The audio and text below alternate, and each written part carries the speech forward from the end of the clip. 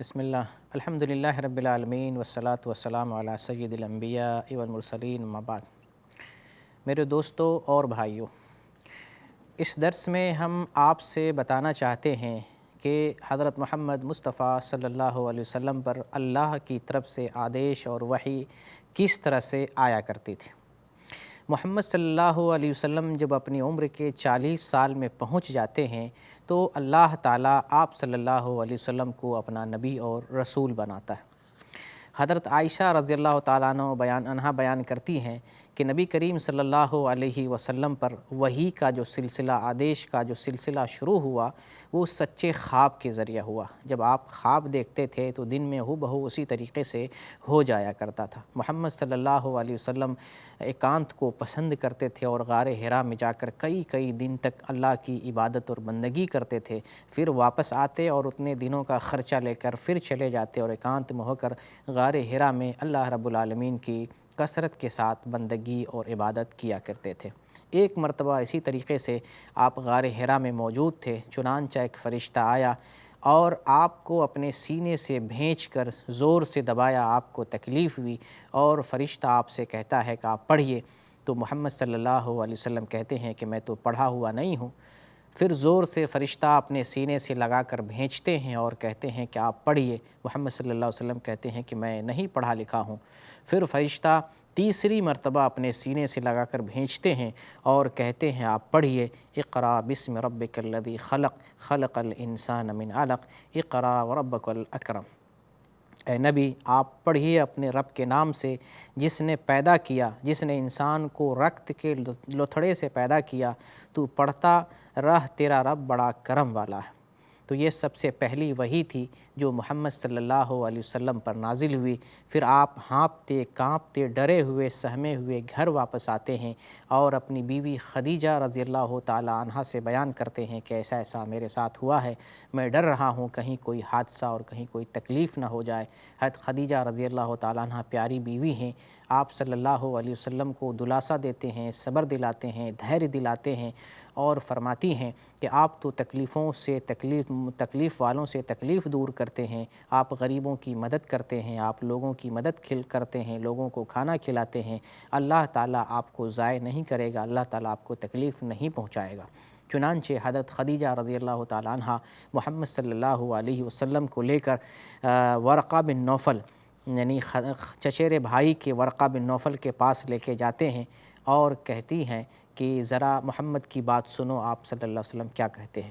محمد صلی اللہ علیہ وسلم نے پوری کیفیت بتا دی غار حرا میں جو آپ کے ساتھ پیش آیا تھا۔ تو ورقہ بن نوفل کہتے ہیں کہ یہ وہی ناموس ہے، یہ وہی فرشتہ ہے جو حضرت موسیٰ علیہ السلام پر نازل ہوا کرتا تھا، اور مجھے افسوس ہے کہ آپ کی قوم آپ کو اپنے شہر سے نکال دے گی۔ محمد صلی اللہ علیہ وسلم کہتے ہیں کہ کیا مجھے میری قوم اپنی جگہ سے، اپنے شہر سے، اپنے وطن سے نکال دے گی؟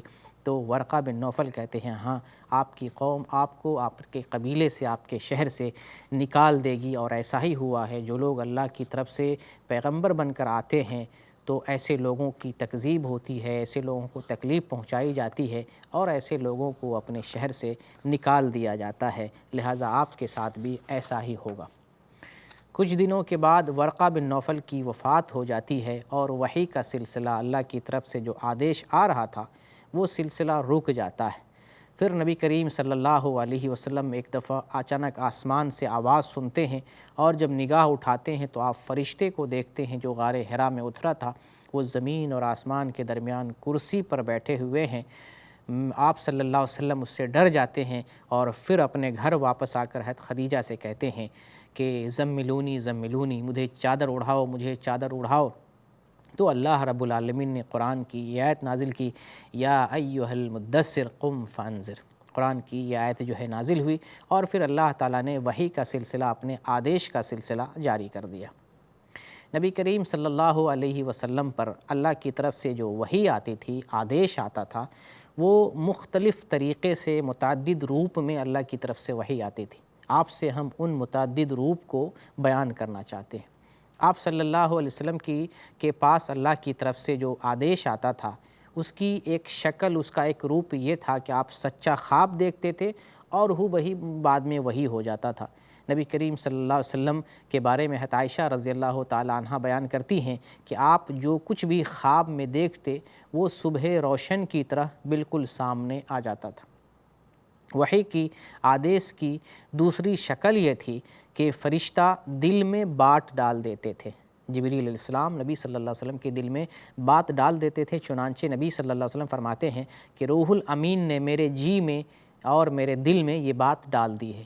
یہ وحی کی اللہ کی طرف سے آدیش کی یہ دوسری شکل ہے۔ وحی کی ایک تیسری شکل ہے کہ فرشتہ انسان کی شکل میں آیا کرتا تھا۔ محمد صلی اللہ علیہ وسلم فرماتے ہیں کہ فرشتہ کبھی میرے سامنے انسان کی شکل میں آتا ہے اور بات کرتا ہے تو جو وہ کچھ کہتا ہے میں یاد کر لیتا ہوں، اور اس شکل میں فرشتوں نے بھی صحابہ کرام نے بھی فرشتے کو دیکھا ہے۔ یہ آدیش کی اللہ کی طرف سے وحی آنے کی تیسری شکل تھی۔ وحی کی چوتھی شکل تھی کہ کبھی زنجیر کے آواز کی طرح آواز آتی، گھنٹی بجتی، تو نبی کریم صلی اللہ علیہ وسلم فرماتے ہیں کبھی کبھی میرے پاس گھنٹی کی آواز آتی ہے، گھنٹی کی صورت میں وحی آتی ہے، اور یہ حالت میرے لیے بہت سخت ہوتی ہے۔ جب جبریل علیہ السلام مجھ سے جدا اور الگ ہوتے ہیں تو میں سب کچھ یاد کر لیتا ہوں۔ حضرت عائشہ رضی اللہ تعالی عنہ بیان کرتی ہیں کہ میں نے سخت ٹھنڈی میں آپ پر وحی کو نازل ہوتے ہوئے دیکھا، یعنی سخت ٹھنڈی میں، انتہائی سرد اور ٹھنڈی کے دنوں میں اللہ کی طرف سے آدیش آتے ہوئے محمد صلی اللہ علیہ وسلم پر دیکھا ہے۔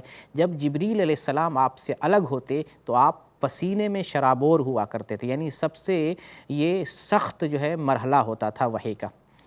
وحی کی کیفیت کا ایک روپ یہ ہے کہ فرشتہ اپنی اصلی حالت میں آ کر محمد صلی اللہ علیہ وسلم کو اللہ کا پیغام سناتے تھے۔ چنانچہ اس طریقے سے 2 مرتبہ فرشتہ اپنی اصلی صورت میں آ کر محمد صلی اللہ علیہ وسلم کو اللہ کا پیغام سنایا۔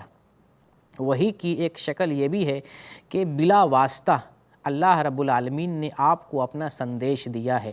جب اللہ تعالیٰ نے محمد صلی اللہ علیہ وسلم کو اپنے پاس 7ویں آسمان پر بلایا تھا تو بلا واسطہ، بغیر واسطہ کے اللہ تعالیٰ نے محمد صلی اللہ علیہ وسلم کو اپنا پیغام دیا اور مسلمانوں پر، امت محمد پر نماز کو انیواری قرار دیا۔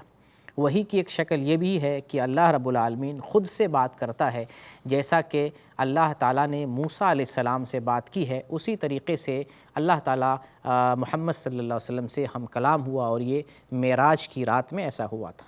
محمد صلی اللہ علیہ وسلم پر سب سے پہلی وحی اللہ کی طرف سے سب سے پہلا آدیش کیا تھا؟ وہ قرآن کی 5 آیتیں ہیں سورہ علق کی، اللہ تعالیٰ نے سب سے پہلے نازل کیا۔ اقرأ بسم ربک الذی خلق، خلق الانسان من علق، اقرأ وربک الاکرم الذی علم بالقلم، علم الانسان ما لم یعلم۔ پڑھ اپنے رب کے نام سے جس نے پیدا کیا، جس نے انسان کو خون کے لتھڑے سے پیدا کیا۔ تو پڑھتا رہ، تیرا رب بڑا کرم والا ہے، جس نے قلم کے ذریعہ علم سکھایا، جس نے انسان کو وہ سکھایا جو نہیں جانتا تھا۔ اب آپ سے ہم بتاتے ہیں نبی صلی اللہ علیہ وسلم کے پرچار کے، دین کی جو دعوت دیتے تھے، اس کے کیا شریڑی اور کیا مراتب تھے، وہ آپ سے ہم بتاتے ہیں۔